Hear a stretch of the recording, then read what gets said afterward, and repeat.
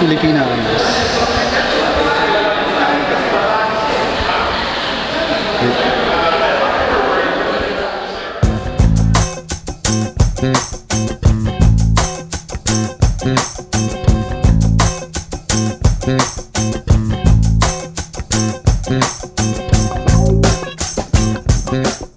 Sir, ano pong pangalan nila? Engineer Pedro Antonio Javier. Hello po, sir. Bali po, anong samahan po itong kinabibilangan natin? Samahan natin ng yung Bekawayan, Bulacan Historical Reenactment Group. Apo. And member din ako at saka member din sila rin ng Buhay na Kasaysayan. Magka-affiliates. So, napansin ko po kasi ang ganda ng costume. So, this is related to Philippine culture po, Yes po. So, papa-tour po sana ako kung sige po. maano natin yung bawat costume ng bawat isa. Apo. Okay. Bali, ang damit niya po to, ang tao po siya ni Leon Kilat. Si Leon Kilat, taga Cebu, may anting-anting siya. Okay. Pero nung buhay pa siya, wala pang gantong uniform, Rayadillo. Tapos nung namatay na siya, nagpatuloy yung mga kasamahan niya makipaglaban Philippine-American War hanggang makakuha na ng Rayadillo. Then, yung vest na suot neto, ito yung minana nila kay Leon Kilat na anting-anting. Okay. So, itong actual na to, yung original niya, nasa museum ng Cebu. Tapos ito, replica na lang siya. Okay. Tapos nun, usually, vest siya, parang apron. Okay. Tapos yung iba sa kanila, naglalagay pa ng patak sa sombrero, no?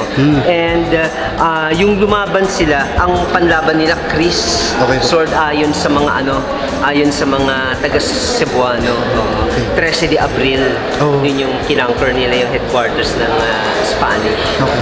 Tapos ang tawag sa uniform na to, Rayadillo, gamit ng Spanish na inadapt na rin ng Filipino with their own that design. explains, kasi mukha siyang European. Kay Antonio Luna, ang pinagkaiba, iniba niya yung design. Kung mapapansin niyo dito, meron siya, tanggalin natin, meron siyang pockets dito, Norfolk, dinagdag niya to, versus sa Spanish, yung Spanish wala. Yun yung isa sa pinagkaiba niya. Okay, ang galing, ang galing. Okay. Tapos, nung Philippine-American, ito naman kay Gabriela Silang. Okay. Ito. So, taga Ilocana siya, syempre, very known yung upo sa lakot. Upo hat, yes. Very iconic to sa Asia. Walang ibang countries na meron nito kung hindi Philippines at Ilocos. So, common to panahon ni Gabriela Silang. Then, army siya ng tabak na gawang Ilocos. And syempre may pistola katulad nung asawa niya. So 1700s pa to, mas nauna pa kaysa sa Katipunan. Thank you. Tapos yung sa akin, constabulary na ni-recruit ng mga Americans. Kasi di ba kinanker tayo ng Philippine-American War, hindi pa natatapos yung Revolution, 1901, nag-recruit na sila ng Filipinos, mga tribesmen, meron din mga Muslim, yun din ang pinanlalaban nila sa kapwa Muslim o kaya Igorot sa kapwa Igorot. Ang advantage nun, syempre alam nila yung terrain, alam nila yung fighting skills, so mas mahuhuli nila yung matatalo nila yung kalaban. So, ito ang gray ang uniform. Kanyamo gray ang tawag. 1901 hanggang 1906 po siya ginamit. At yung Americans, in-incorporate nila yung ibang tribal culture sa uniform to add esprit de corps. Yung esprit de corps, yun yung parang pride ng isang unit. Galing, ang galing. So sa Muslim meron din ang sombrero, iba naman fez hat. Sa Igorot, sinama nila yung baag, ang tawag. Tapos yung ibang may katungkulan, sinasamahan nito. Yung may, kasi sa tribes merong ibang, merong katungkulan. Kung ano yung rango niya sa stripe, may equivalent. I see. Then, ang rango ko ngayon is sergeant. So, may 3 stripes. Okay. Then, may pistol. Tapos, ang tawag dito ay pinahig. Pinahig, okay. Yung one of single edge na polo. Blades. Galing. Tapos, next. ito naman yung mga iba't ibang tribes sa siyempre, kahit before the Spanish hanggang Philippine-American War, even today, yung culture nila sa pagdadamit, civilian attire din naman yun eh. Tapos nagiging military lang kapag ka nag-a-add ng weaponry. So, traditional, wala man halos pinagbago. Yung mga example ng mga kanilang blade, teka, mamaya papakita natin kasi tinanggal na nila eh. Yung mga Chris, yung mga parong, kampilan. Then, ito naman yung mga traditional igorot.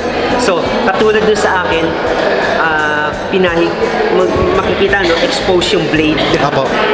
Correct. Same siya dito. This one is hinalong. Hinalong naman hinalong. Double edge naman siya. Double edge. Kasi single to. Pinahig. Yun. So kayo po ang magkasama.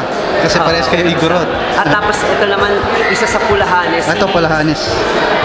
Ang pulahanes naman, anything na red, wini-wear nila, hindi standard. Yung iba dyan, pantalon, red, t-shirt red. Yung iba naman, mahaluan ng something bagay na red. Tapos makikita siya na ito yung one of the mark ng mga pulahanes since na taga Leyte. Makikita yung talibong. O kaya talawag nila garab. Mas garab to kasi makikita niya, iganon mo siya. Mapapansin niyo balik ko. Nakabend. Correct. Yun yung pagkakaiba niya. Yun yung mga naniniwala na may mga anting-anting na under siya ni General Lucban. Lucban, sir. Ito si Professor Roberto, ang expertise niya sa antiques and mga anting-anting. Ayun. Sir. Kaya ang ang attire na ginamit ko is the pulahanes. Makita mo naman from the... daming anting-anting. Anting-anting, pula na damit, pula, tapos yung blade niya medyo anting-anting din. Ayun, meron niya. Yung triangulo na may mata. Tapos meron sa mga... ng ahas ng buto ng ahas. Arthritis, tama ba? Naman niya. Tapos itong ating makita mo na anting-anting pa din yung mga accessories niya. Nandiyan si dumating si Selo Mali Ito, original original blade, original handle. Ang bago lang sa kanya is the scabbard and the accessories. Kaya makita mo naman original sa tanda. Talagang ito bago. Siyempre. Yung pinakasimple, yung pinakaluma. Tapos Carabao horn po yung... Hindi, wood siya. Hindi, ito pa Ito, Carabao horn siya. Ito, alam naman niya, albino. Carabao horn. Albino Carabao horn. So, magandang yan Minsan, nakakalimutan kasi natin yung mga grupong etniko kumisan, yung minsan yung mga millenarian group na sumali rin sa revolusyon, naging pakto sila laban sa mga dayuhan katulad nga ng pulahanes. Tapos hindi naman namatay ang pulahanes sa kabuuan. Kasi meron tayong mga termino nga sa Visayas pag tinawag mong pulahanes, hindi naman ibig sabihin pulahanes, but basically babaylan. Then etong Haring Bakal, makita mo sila ngayon, antingero tong mga to, ang suit pa rin nila is pula. Kaya makita mo para silang offsuit ng pulahanes. Along with the group Tadtad, narinig nyo naman siguro yung group na Tadtad. Ang principal nila is pulahanes pa din. Mga bolo wielding people. Kumbaga, panlaban nila basically is the itak, the talibong, etc. Ayun. Thank you very much po sa time, sa pag-share ng ating kultura. tayo. Mahalaga kasi ang kultura natin kasi tayo lang din ang dapat unang makaintindi. Correct, correct. Nangyayari ko minsan tayo, ini-explain pa tayo ng mga foreigner. Correct. Tayo ang nagpapaliwanag sa kultura. Tama, tama. Diba? So, yun. Thank you po. Okay.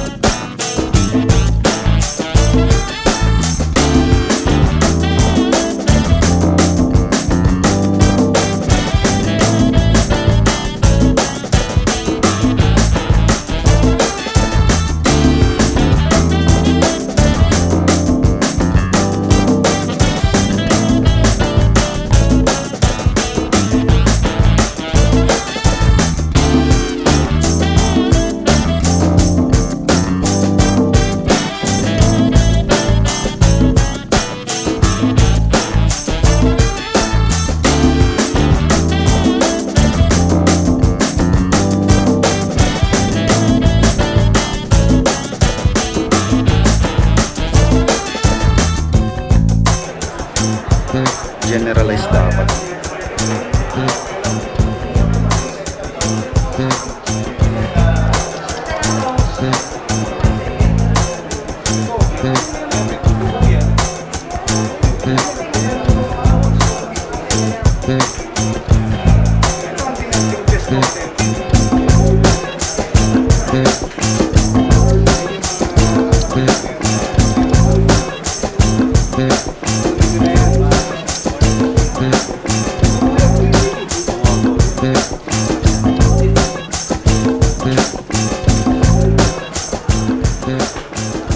So yun, dito tayo with Sir Robert Enriquez. Hello po, sir.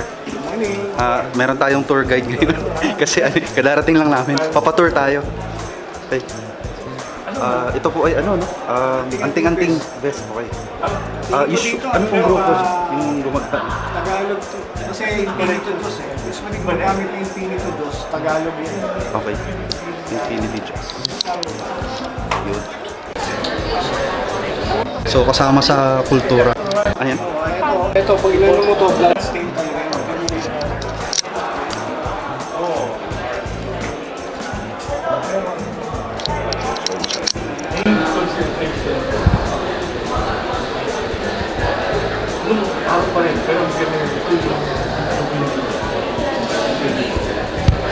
Kasama yan sa kultura ng patalim. So ito, mga libro. Mga ano, aralin. Mga anting-anting blades, mga anting-anting blades. Ano nandun? Authentic yun. Mga anting-anting blades. Yung mga ano usually ito yung mga nahihirapan yung mga ibang blade expert kasi hindi nila kasi esoteric. Opo. Hindi sa yung traditional pero makita mo yung kulturang Pilipino with regards to anting-anting nakakabit sa kanya. Yung sinasabi natin mga pangontra, Opo. gaya nito, itong isa na to, yung function na blade na yan. Opo. Kontra sa mga bad spirits. Very old yung isa na yan. Spanish pa yung mga ano. And accordingly, doon sa honor, sabi niya, raw to, most likely human bone. Human bone. Ito yan, di ba? Yan. So mahirap makarelate, lalo kung ano, sa culture natin. Sa atin. Ako kaya ko kasi anting-anting ang linya ko. Oo. Pero sa typical blade collectors, Medyo mahirap makarelate. So ayun siya, mga anting-anting blades. Ba't po may nakasamang moro? Ba't po may nakasamang moro na blade? talismanic to. Merong, Okay. merong inscription yan, kaya sinama dyan. Okay. Usually, yung mga blade na tanso, alam mo naman yun. Ito, Leyte. Later. Yan, Leyte. Meron ako niyan. Ang ganda yan. May silang. May talim din sa kahit ganyan. Oo, nagagamit ko rin yan. May talim yan. So ito pong collection na ito, halo-halo sa members ng Bayanihan Collectors Club. Actually, yung president nila, si Melvin Lam, majority ito collections. So, Shield na yan. okay. Mamaya meet natin si Sir Melvin. Mamaya, pakikilala ko. Ayan, pamilyar ka naman yan. Mga lumad. Authentic na balaraw, lumad. Ito ba laro? Ayun ang size niya. Maliit lang siya. Yan, maliit lang talaga. Kasi ano eh, nagkaroon ako ng Bolaro, medyo malaki. Bolo size na siya. So yun lang siya. Halos yung laki lang ng ano, Sanji. Ng ano natin, yung ito, malaki pa nga itong Sanji na to. Malaki pa yan. So yun siya, may Tingnan mo silver rito po. mga ano na to, mga sinaunang ano to. Shields, ilongot.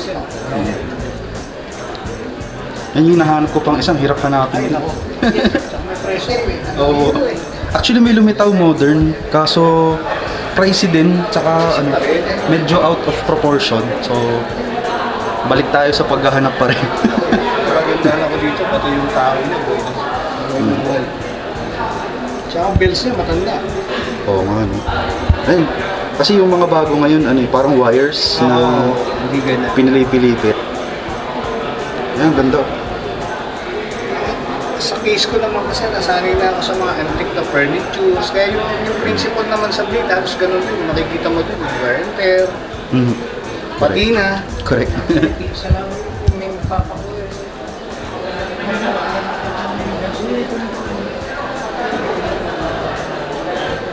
Yung mga spear. Spear. Baklobo. North. Napakabihira. Actually, napakabihira ng ano, spears. Magawa ng mga araw, nung gawa ng araw, pulido, hindi yung basta matapos lang. Correct. Dami time, no? Para pagandahin. Isipin mo naman itong mga ano na yan, gano'n ka ano ginamit. Makita mo. Sobrang intricate. Intricate. Pati ano may disenyo. Oo nga. Tapos ano siya, hindi lang basta disenyo. Oh, May purpose. May purpose. Ito, dami nagbebenta nito sa ano, yung mga antique daw. Ay, Pero tourist pieces na. tourist pieces. Ubingin. Ayan. Tingnan nyo na lang yung arrowhead. Iba talaga yung luma. Iba yung luma eh. Yung arrowhead ng mga bago. Ano? Ano niya? Ayan. Oh. Grabe ka, perfect. May perfection. Pag Yes. gumawa ng araw. Hindi po pwede yung GGG, hindi pwede yung ganun lang. Correct, correct. So dito, may bidding ata mamaya. Ano? Ah, ayun. Oo, auction namin. Auction. Yung auction namin, auction dito yung Coins. display lang yun.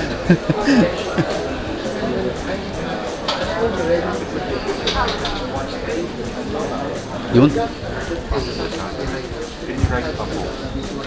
Headhunter Axe. Actually, hindi ako expert sa ganito.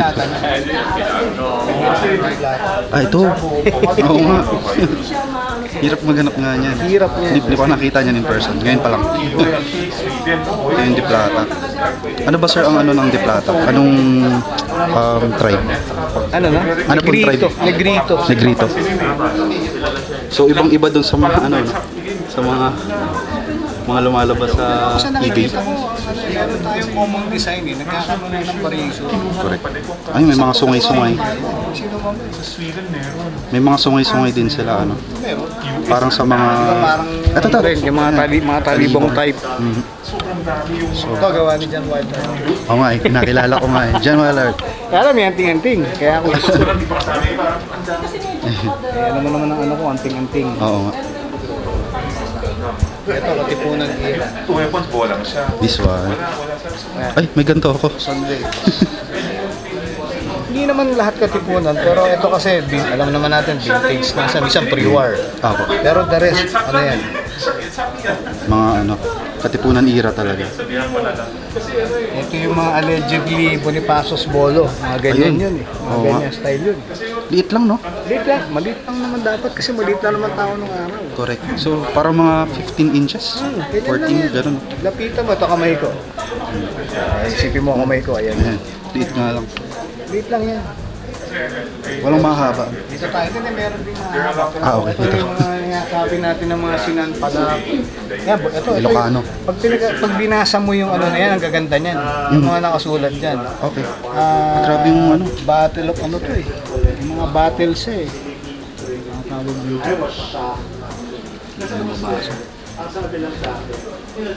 Battle of Sapote, kung isa na to. Wow. Ganda. Eh, tapos yun, makita mo, may guhit yung blade niya, katipunan type. Oo nga. Yung mga allegedly Bonifacius Bolo, supposedly ganyan. Ganyan na itsura. Although wala naman talaga Alam ng ganun shape. kalino. Ito gusto ko. May mukha ng parang pusa yan. Oo nga, no? Galing. Tapos ito, Lover's Blade. Oo. Ayan o, tinan mo, naghahalikan. Diba? Very ano ang Pinoy Blade talaga pag ano mo. yung Sobrang lahat ng- diverse. Oo. Saan? Dito. Yan tayo, sir. Ay, yung mukha. Ayan. Yung pusa. Ayaw nila na may galaw. Hmm. Ayaw nila nung pag nakita nilang parang disassemble, in-assemble, ayaw. Tingnan mo. Gano'n ka. Ito maganda to, may sirena to. Nakita mo? Underworld dyan. Oo nga, no? Nakita ko ng mga ganyan parang Marinduque. Yan. Buntot, may buntot. Actually, meron din sa Visayas na may buntot. Kasi tubig naman ng Pilipinas, majority. Yung garab niya, authentic, may date yan. 18 ano yan. Ito? 1890s yan. May date yan.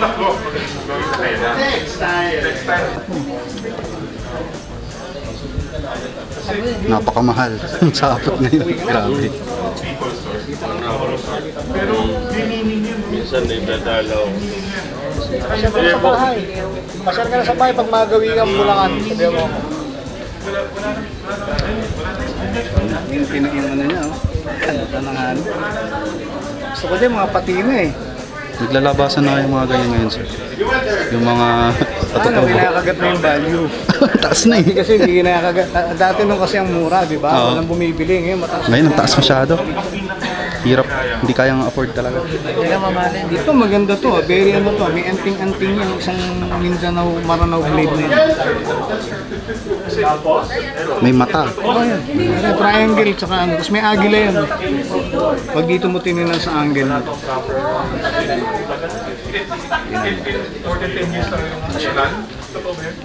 Tingin ko ritual to eh. Ano pala? Bundok, tsaka mata. Oh, tapos agila sa taas. Oo May nga, eagle okay. yan. May Okay, eagle. kita ko na.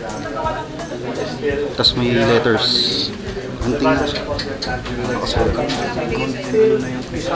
Oo nga, no? Di ba ano to? Bawal sa kanila gold. Or older to. Times na ano, hindi pa sila Muslims. Ganda. Mga yummy. Ito bangkong. Luma ba ito? Parang okay. May nakikita ako dito sa blade na to. May kamukha siyang ano sa hilt. Parang Indonesian.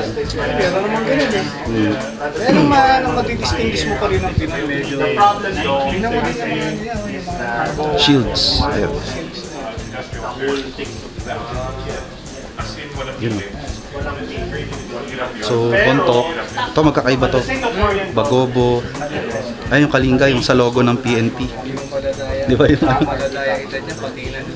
Iba na. So, ayun. Ilonggo. Itnik. So, yun, magkakaiba. Logo.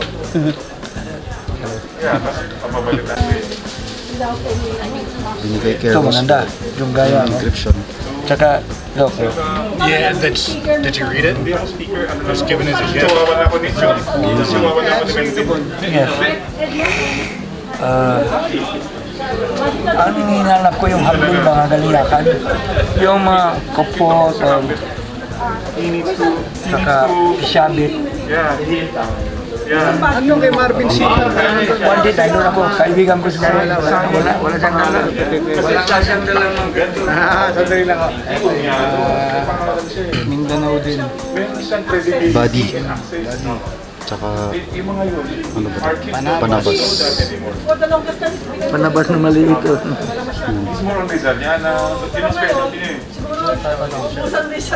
Ito, panabas. Standard. Laring. Laring. Laring, panabas. Ito, maliit ang panabas. Ganda lang ng kahoy na eh. Nakita ko Ito yung isang mataas ang inaabot. Saka yung may kamay na yan. Parehong Quezon naman tingin ko. Quezon.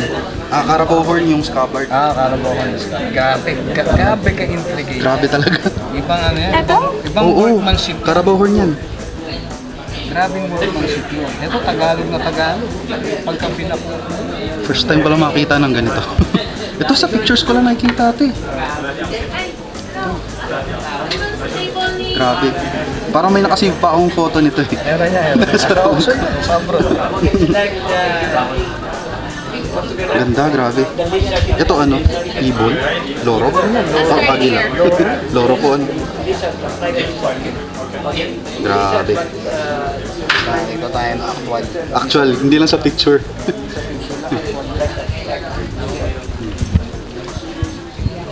Take charge ha. Ako harap mo dito. Sige po, sige po.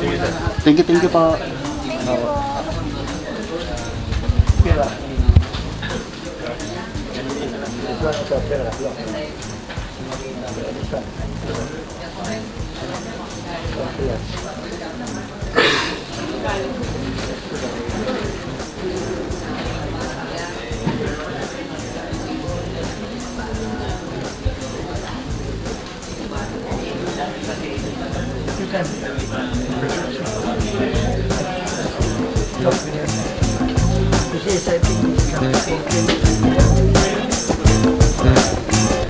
Yan, mga minasbat.